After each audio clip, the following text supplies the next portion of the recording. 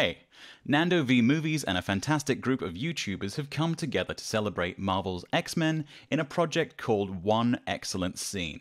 Today, I want to break down one particular feature from the new Dawn of X comics that caught my eye as a lettering designer, the Krakoan alphabet. It's a fantastic piece of world building, and I think it will be interesting to look closer at exactly how it works as a piece of design.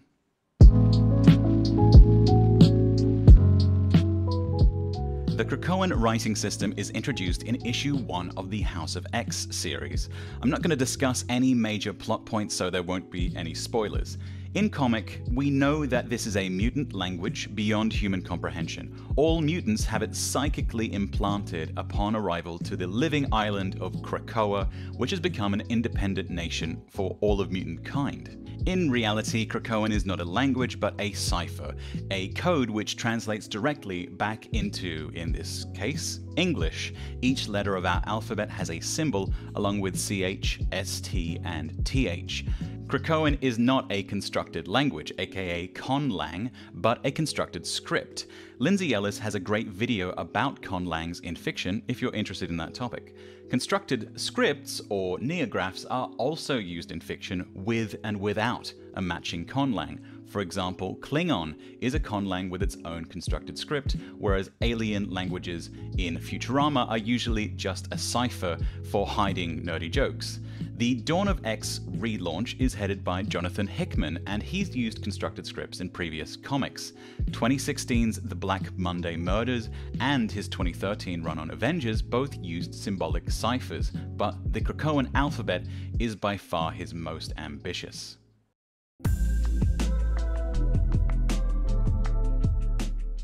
Unlike a fictional script like Elvish from Lord of the Rings, which takes clear inspiration from real-life calligraphy, Krakoan's goal is to look unlike any language made by humans. Each symbol in Krakoan is constructed within a 3x5 grid, with squares, lines, and circular elements possible within different areas.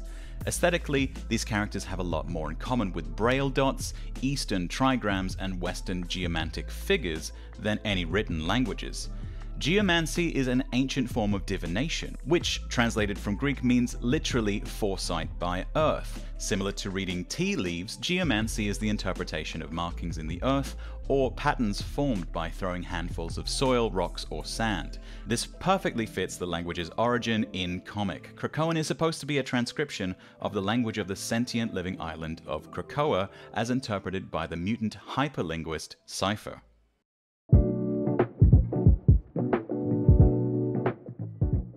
If we compare it with real language scripts, there are some similarities and a few key differences that give away Krakoan's constructed origin. It seems to lack numerals or punctuation, aside from what has been interpreted to be brackets. Like Chinese and Japanese characters, each glyph is the same width, so there's no need for kerning, which is needed for alphabets like Latin or Cyrillic when particular pairs of letters create inconsistent spacing.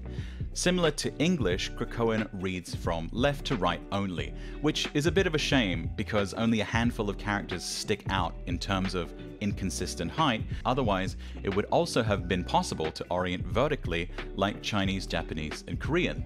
Similar to these East Asian languages though, there is no upper or lower case.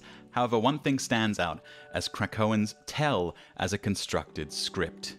Real languages change over time. They adapt in a process similar to natural selection. A real system of writing needs to optimize for both speed of writing and legibility. There are a few special cases where one is clearly dominant over the other. For example, shorthand works by being fast to write but is harder to read than longhand.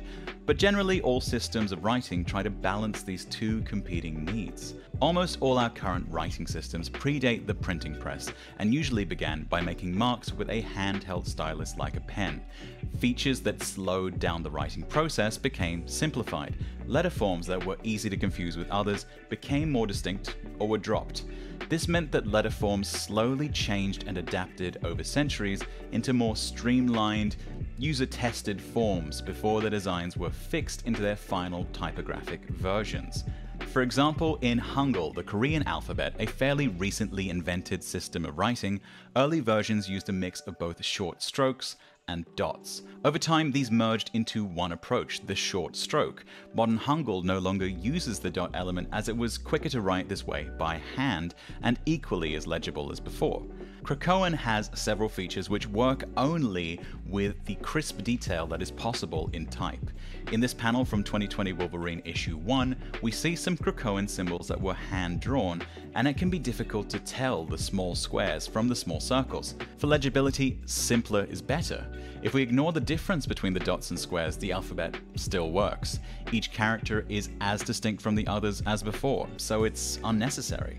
This design detail for a real, living language would most likely be dropped over time.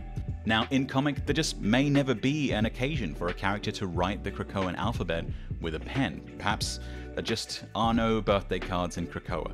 But personally, I think even a fictional system of writing feels incomplete without a handwritten form. After all, as Magneto says, of course, the mutants need a language of their own. One cannot create a distinct culture without it. Unfortunately, at this point, things are kind of in a reverse order. Type should follow handwriting, not the other way around. Attempting to reverse engineer a way to write Krakoan is a pretty frustrating experience. This recording, for example, is on my 4th attempt. Things like the dot shapes and the half crescent details just don't want to be drawn by hand. So as things stand, even though every mutant in the galaxy may understand Krakoan, if they had to leave a post-it note in the communal kitchen, I think they'd just revert back to a human language.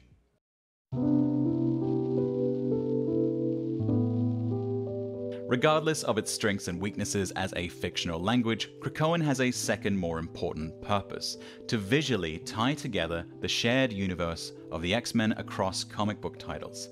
It does this as more of an illustration than a typeface, and as a piece of graphic branding, especially for the pages in between panels, which give exposition and commentary. The use of Krakoan is often what sets the visual tone in what otherwise would be a stark page of text. Through this branding, it manages to tie together over a dozen ongoing titles within the shared universe, written and drawn by a huge range of different writers and artists with diverse characters, styles, and tone. It does a lot of the work of creating the futuristic sci-fi aesthetic of the Dawn of X era. Part of what makes that work is Krakoan's clear allusion to the sci-fi trope of the glowing hula hoop UI. For over 3 decades, we've seen hundreds of variations on the holographic user interface of the future, designed around concentric rings.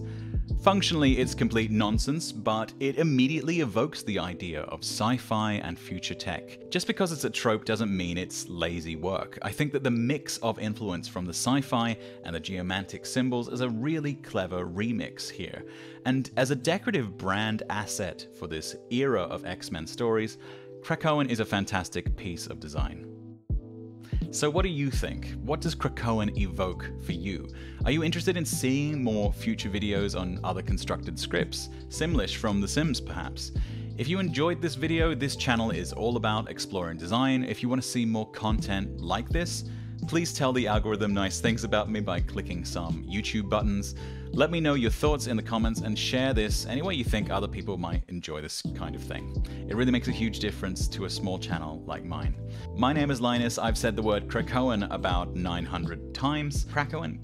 Krakoa? Krakoa. Thank you for your time, and I hope I'll see you in a future video.